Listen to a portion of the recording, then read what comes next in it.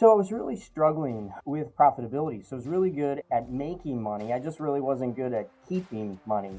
And so I had other friends that we decided we were going to read the book Traction together as a peer group. And then some of my other friends decided they were going to hire an EOS implementer, and they solved all their problems. I still had the same problems I had before. And they're like, Tom, just go hire an EOS implementer. So I did that, and he changed my life. So then I'm talking about it all the time. I'm teaching my friends the tools, and I'm like, this is stupid. I should just get certified and become an EOS implementer. This is the Entrepreneurs United podcast with your hosts, John St. Pierre and Rich Hoffman. Hey, entrepreneurs, we're on today with Tom Maleic. And the first question that I've got for you, Tom, is where are you focusing your time? You have such diversity as I'm looking at your LinkedIn profile and some information about you between marketing and computers and EOS. Where do you focus your time? Yeah, that's a great question, Rich. I'm just an entrepreneur through and through. So you know how it goes. You start one business and then your customers ask you, can you do this for me too? So then you end up in that.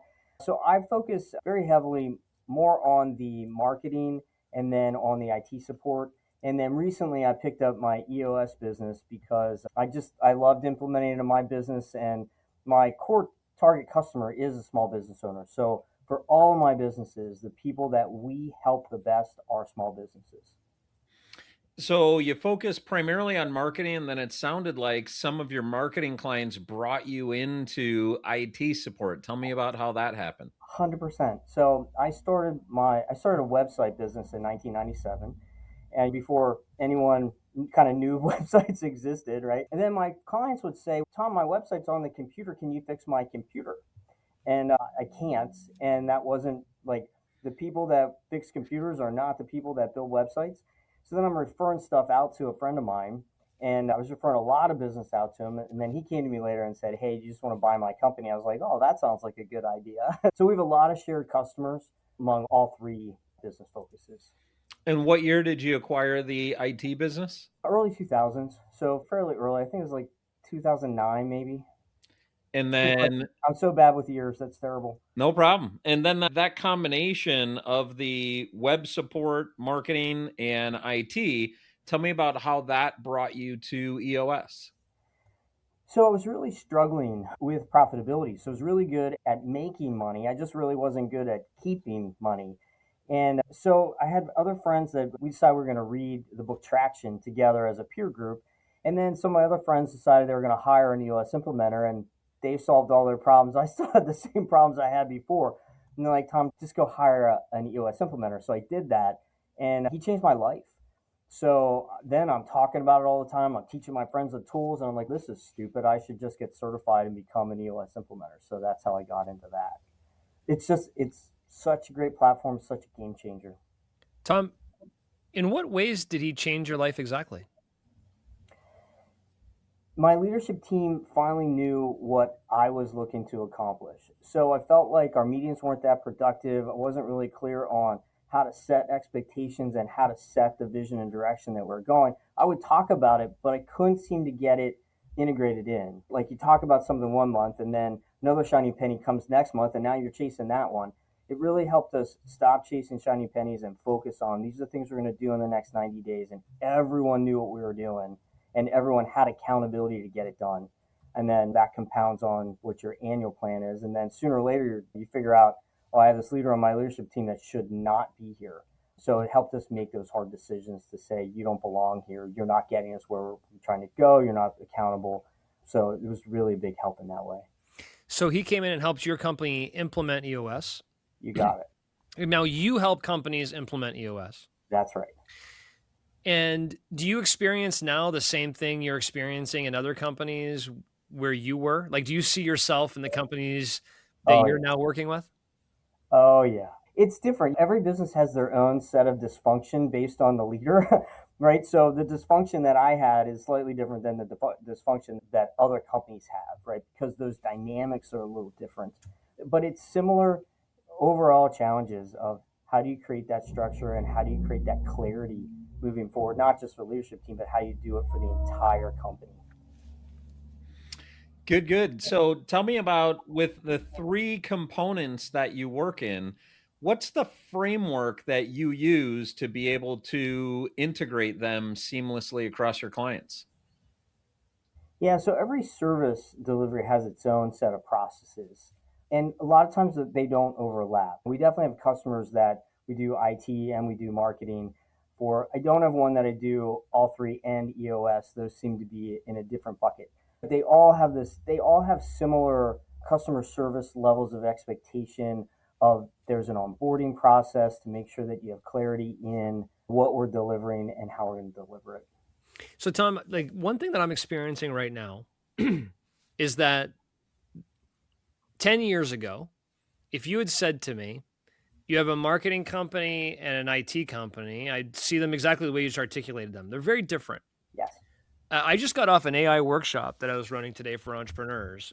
And boy, I'm seeing the world of computers and the world of marketing slowly coming together and colliding into how computers are now automating a lot of marketing and brand messaging and all those kinds of things. Where do you see it going? And are you starting to see that merger between computing and marketing now? I'm seeing the technology piece of it, but not the cybersecurity repair, I can't print kind of thing. So most of my IT business is really focused around firewalls, routers. I can't print the Word document. I deleted my Word document. How do I get it back? Where on the marketing side, it seems to focus more on how do I grow my business. And our clients, because they're small business owners, they don't actually care how we get it done. In fact, they don't even want to know. So do we heavily use AI? It's been amazing, and it's also interesting to see who can adapt to that and who doesn't. Yeah. The what's the line? You're not going to lose your job to AI. You're going to lose your job to somebody who knows how to use AI. Yep. And it's everything from creating content, to creating images, to creating video. We have video clones of me, of team members, right? So we can just type in a script and AI Tom talks, and you can change my clothes and put me in a different environment. It's remarkable what you can do with AI at this point. Yeah, no doubt. I'm assuming that it's interesting because I think about the three aspects that you're in, and the idea of AI and marketing has always been like a front leader. Like, how are you going to use AI to power your business from all the areas you just talked about? Yeah. When I think about the computer business, IT support business, and I think about EOS, it's very hands-on-ish in different ways. Oh, very much. Right? It's not as if AI is going to come over and make good leaders lead their companies better. It needs a little bit of driving them through it. So when you work with companies today, back to the EOS side of it, what is your methodology? So as an EOS implementer, you physically go to work with businesses and help them with their meeting cadences, with their structure. Is that kind of what you're doing today? It's part of it. So the first thing in EOS is really teaching them the tool set.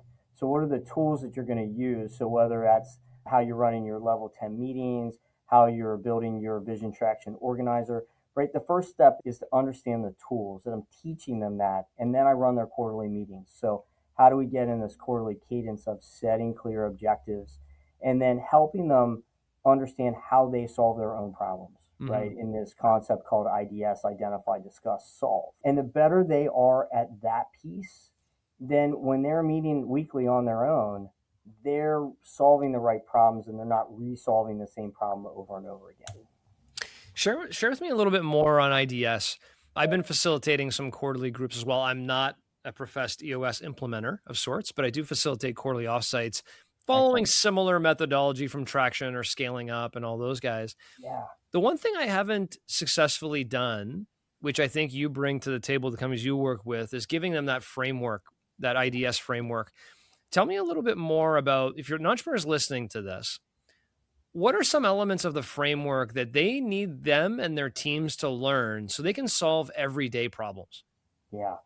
So the first thing is they need a dedicated time every week to put stuff on the list of problems that they have that are maybe bigger picture. Because I think what most people do is they try to solve them all throughout the week, and that's a mistake. Not that you can't solve little stuff throughout the week, but we need dedicated time that's our problem solving time. Then they really need to understand that most times, so if you think of identify, discuss, solve, Like, John, where do you think most people in those categories spend most of their time? Identifying.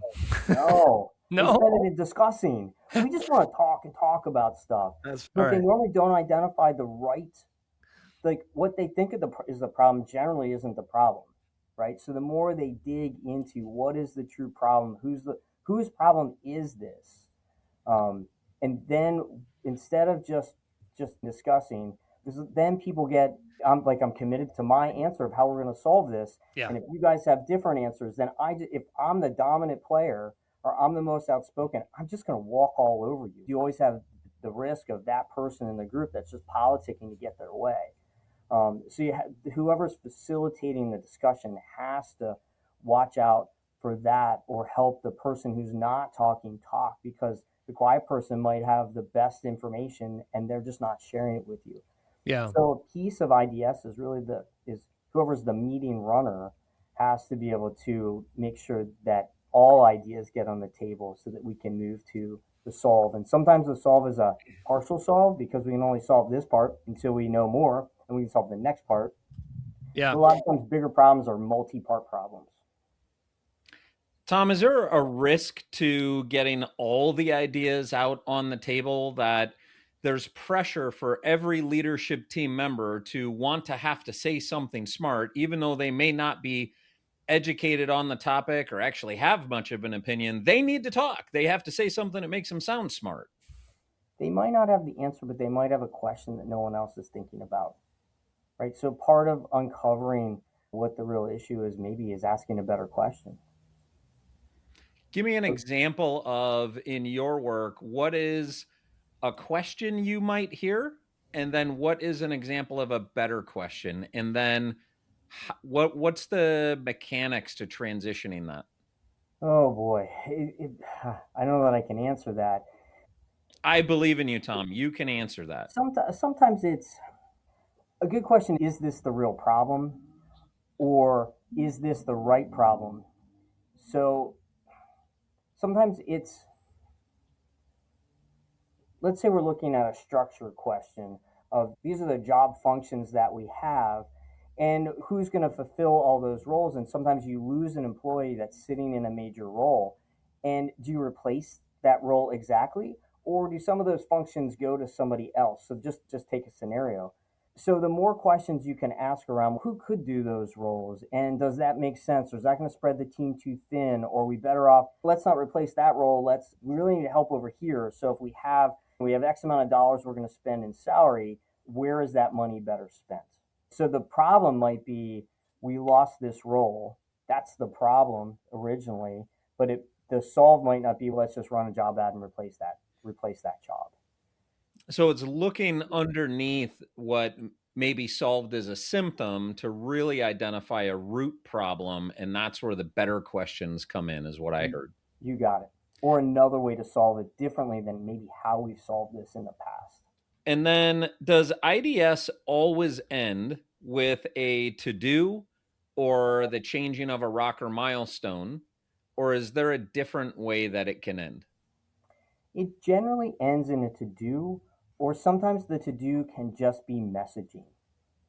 So sometimes it's just a cascading message that people need to know versus a task. Got it. Which would then, it would be a to-do, but the to-do becomes inform so-and-so and a cascading message. Correct. Got it. Correct. What part? Update our policy on this, or let's change this in our project management. You know what? We missed that step. Let's get that in Asana. What part of EOS do you find leadership teams have the most challenge acclimating to? It depends on if the leader is very visionary. So in EOS, we have the integrator, who is essentially, think of integrator as the company president who runs the show. Then you have the CEO. So in bigger companies, you have president, CEO. The CEO is more of that visionary. And if the person that's running the show has a lot of visionary in them, it means they just explode stuff on a regular basis. So you definitely need that person who likes to tell people they're wrong and let's get this stuff done and moves them along, as opposed to the visionary is just coming up with a lot of ideas and really sees the big picture. So depending on what that company looks like, it could be, look, they really struggle with the level 10 meeting. They just don't want to follow a format. So I've seen that be a problem. I think the biggest problem implementing EOS is when the leadership team thinks they know better than what the process is. Because, like, when you bake a cake, there's generally only a couple ingredients that you can tweak, and it's still a cake. But if you decide that you're not going to put flour in your cake, it's not a cake anymore. Makes sense. Yeah. I want to do just a lightning round real quick across your 3 disciplines and pick up 2 different things that would be actionable immediately, like today, in each. Your preference. Would you like to start on EOS, marketing, or IT? Let's start on IT. Okay, so 2 things that every entrepreneur should be doing regarding IT, like today. Yeah. Cybersecurity. So there's all these great cybersecurity tools that exist, and if you're not protecting your business, it's a huge problem. So we run into business owners that are like, "Oh, I don't need to use multi-factor authentication." Oh no, you do. Like, I get it's a pain in the neck. Please put it in your business. Things like phishing your staff. Oh, my employees don't click on stuff or give wrong information. Okay, you're going to take that risk and not train them and violate your cyber insurance policy in the process. Don't do that stuff. So cybersecurity, hands down, there's so much pieces in that. I really think every small business owner at this point needs to be concerned about that more than they ever have before. Like, it's exponential every month how worse it gets. And AI has helped the criminals be better criminals. Protect yourself. And what would be number 2 in IT?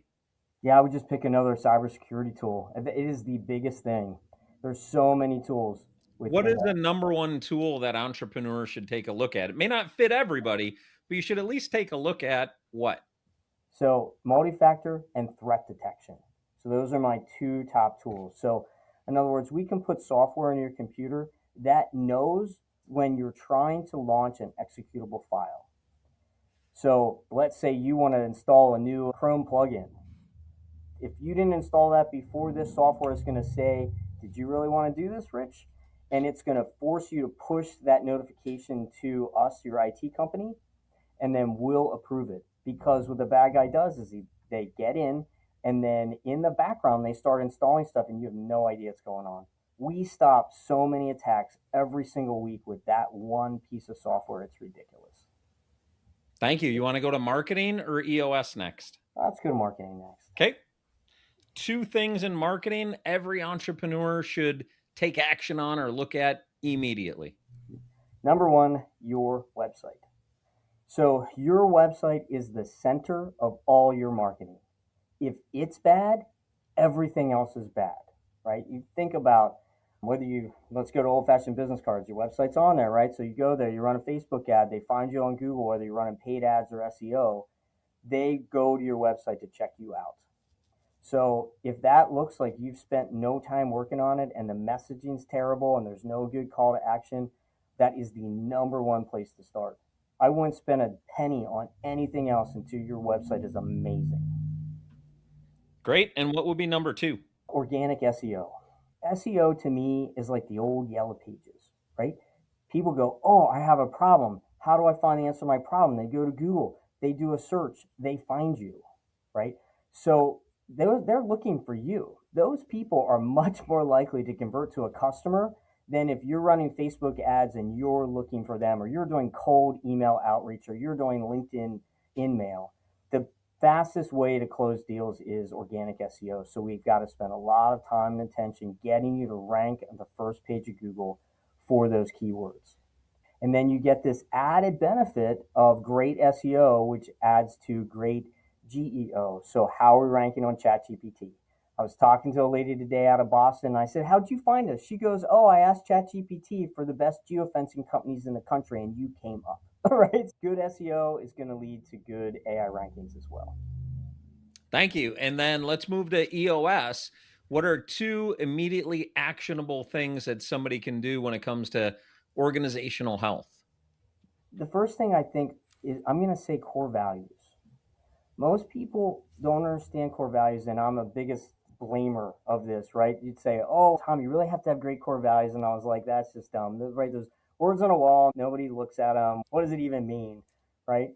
But when you get to the point where everybody in your company knows your core values, can repeat them and give examples of them, and when you hire somebody new and they go, Tom, I don't think that person really embodies get it done, which is one of our core values. Or when people are coming to you questioning your hiring decisions based on core values because to them it is so important that people are us. So when they say, hey, listen, you got to get the right people sitting in the right seats on the bus, right? We've all heard that. And you go, I was like, oh my gosh, that's the most smartest thing I've ever heard.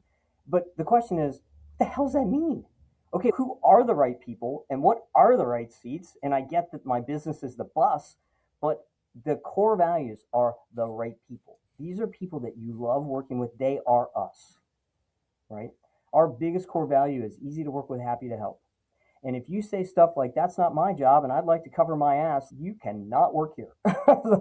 And we've had people that like, they were not happy to help. They got to get off the bus. And what would be the second one? Yeah, I think the second one is IDS. It's having a great level 10 meeting and really following that level 10 meeting cadence so that you don't get derailed. A lot of the pieces in the level 10 meeting is the beginning is just, it's quick reporting, right? It's not getting stuck and having somebody derail the meeting and you never get to the topics that you really want to talk about because at the beginning they go off the rails. You hardly have any time for reporting. And if you have an issue with something on the scorecard or rocks off track, that you're saying, hey, listen, drop it down to the IDS section so that we can prioritize and decide together as a leadership team, what are we going to talk about today? Tom, Rich asked you for two things for each of the business units that you operate today, but you've been an entrepreneur for many years now across multiple business units. What would be two additional things that have nothing to do with any of those businesses specifically, but that you look back on your history as an entrepreneur and go, if you had to take action on this right now, here are two things you should do as an entrepreneur from my learnings? I'm going to pick one as finance. So I wasn't a finance guy. And I think at the beginning that really hurt me, not understanding how important cash flow was and collections. And I pushed that to a bookkeeper, but I didn't really understand enough of it to be my own CFO. And as a small business, mostly the business owner ends up being the CFO in a smaller company because you want to hold on to the money, right? Because we've all heard horror stories of, this person sold hundreds of thousands of dollars for me. So I got a lot of education and training on being a better CFO and understanding costs. So I would say that. Okay, love it. By the way, before you go to the second one, I'm surprised you haven't bought a bookkeeping company or a finance company. Cool. I don't think that'd be enjoyable. I don't really bookkeeping. Yeah. All right, what would be the second one? It's probably HR. How do you make sure that you hire good people? And how do you figure out those benefits packages and paid time off? That HR seat, I think that was one of my weaker seats for years as well. Got it. It's really, as an entrepreneur, you need to be able to figure out the sales seat, the marketing seat, the operations seat, the finance, and the HR. Those are the big pieces. And when you're weak in one, then your business is weak because all those have to function together. Yeah. It's the old adage of what's more important, sales or operations? They fight each other all the time. Accounting. Yeah. Is the answer. Accounting. Because exactly. you know what? They get omitted out of that conversation all the time. They talk about it in the book Scaling Up, that people talk about sales and operations all the time. All the last time. person they think about is finance. Right. How are we going to pay for this stuff, right? Yeah, exactly. What's the gas and the brakes, right? You need both pedals. Exactly. Tom, you provide these solutions for companies. How can people learn more about you, get in contact with you if they so choose? Yeah. We have a site that houses all the brands together. So it's easysolution.com. It's the letter E, the letter Z, solution.com. And they can get to all of our companies from there. Okay. Awesome. Thanks for joining us today. Thanks, guys. Appreciate it. Stay tuned as John and Rich unpack today's conversation.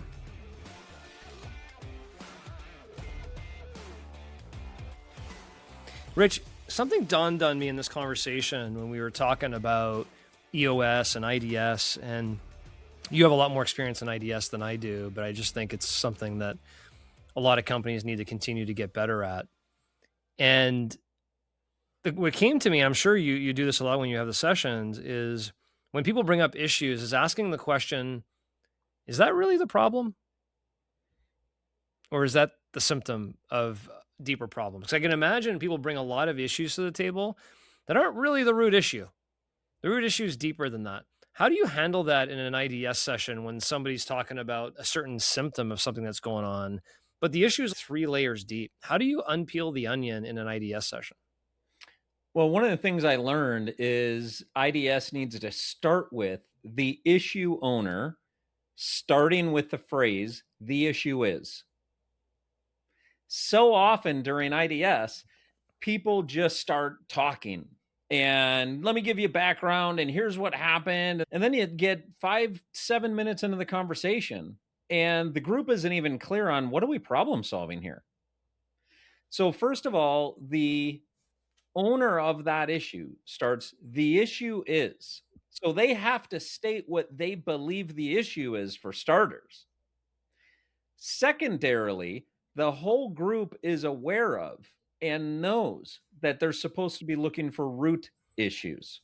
So I think it becomes a cultural thing in that leadership team that they look for root issues. Although it starts with the issue is, everybody on that team is consistently looking for what is it that's actually driving that happening. Because sometimes when we own the issue, we can't always see clearly what's creating the issue. We just know there's an issue. So is that kind of the format where someone says the issue is blank, and then everybody who's hearing that initial opening statement responds back to what they think the root is? Is that kind of the format? It can be. If it would be, the issue is Mary quit, and there's a cultural problem now on the finance team. That's what the issue is. Let me give you a little bit of background. This happened, that happened. Here's what I heard. Want to get your guys' thoughts on things. And from there, it just opens up to the group. The group may have, to Tom's point, the group may have comments. The group may have questions.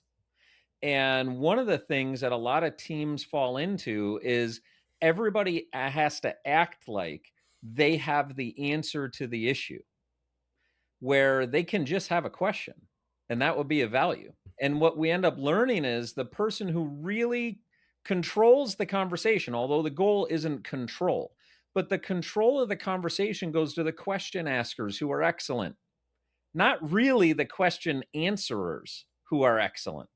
So where that conversation goes is really dictated almost exclusively based on the questions that are asked. Yeah, that's interesting. Because I can imagine, like, in a format, because I guess I'm questioning is in a role model situation how structured this is, right? Because here's the issue. Let me give you some more context. Is it then everybody around the room should ask clarifying questions before we even start to try and diagnose the root of the problem? And then you're diagnosing the root of the problem. And I think what we were just talking about here with Tom is that a lot of people try and solve these problems while they're flying the plane or building the plane or whatever you would like to say. Like, they're trying to solve it during the week. They're trying to solve it in the middle of an issue versus tabling it for a real good IDS session where there's structure and framework around it. Is that your experience as well? Yeah, agreed. And I think a lot of times issues are attempted to get solved at the team level when it may be a leadership team decision. And there's more information from other teams that need to be brought in to be able to surface what really is the root issue. So not that every issue needs to show up at the leadership team. That's not what I'm saying.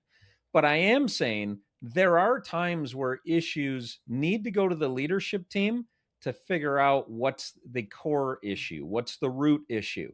That may not be solved with a limited information at just the team you lead. Yeah. I find it interesting too. I know a few people like Tom who were operating their own businesses, and you may be one of them to a certain degree, got introduced to EOS, loved it, saw the impact of it, and gets certified in EOS and now implements EOS in companies.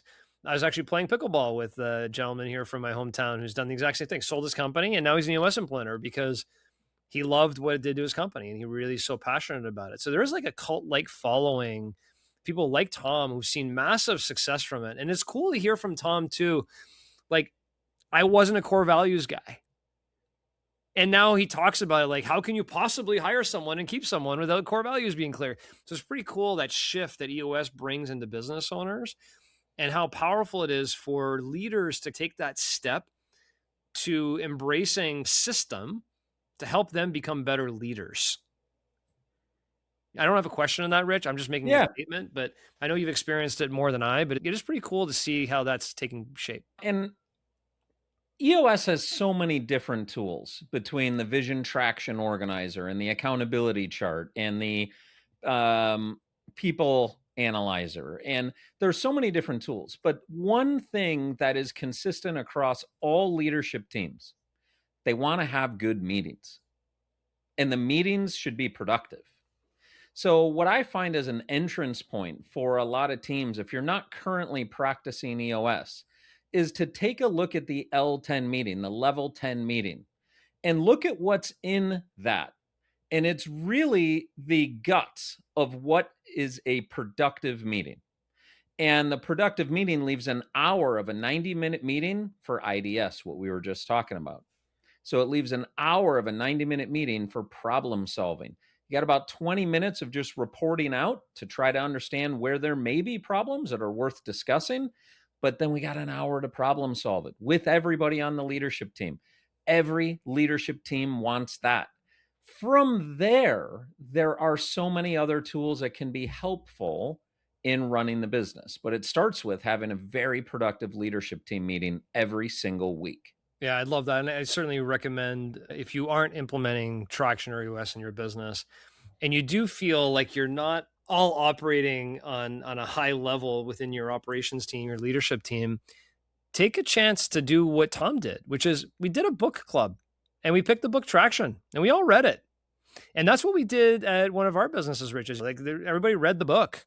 And next thing you know, it's, oh, let's learn more about this. Let's do, oh my gosh. And the evolution of it can really start from something very small, to learn about the level 10 meeting, to read the book as a group, talk to somebody like Tom or yourself, like just really learn about what's there, because a couple of small shifts in the dial can really change the direction of your company in the future. And I encourage everybody to take a look at it. It certainly has helped my businesses. And I know you've seen the massive impact as well. I love one of the quotes from Tom, and it was early on in the conversation.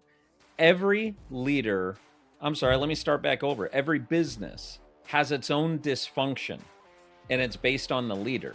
Yeah. I think that's an enlightening, that's a fascinating thing. And I think it's worth leaders inspecting. What is the dysfunction that I bring? Now, sometimes I turn things around and I put you on the spot. I'm not going to ask you that. But I think it's worth looking at. It's worth you and I looking at. It's worth all of our listeners looking at, is what is the dysfunction you bring? Because every team has its own set of dysfunctions based on the leader. And that really is going to cause me to do a little bit of introspection about, just in my business, where do I bring some dysfunction? And then obviously that leads to, how can I clean that up? Yeah, I love that, Rich. Really good takeaway. I heard it, but I forgot about it. And as you bring it back, it's so true. It's so true. And I'm happy you didn't put me on the spot, but I think I know what my answer is. But I'll save that for another episode. Yeah. Thanks for joining us on this week's episode of the Entrepreneurs United podcast.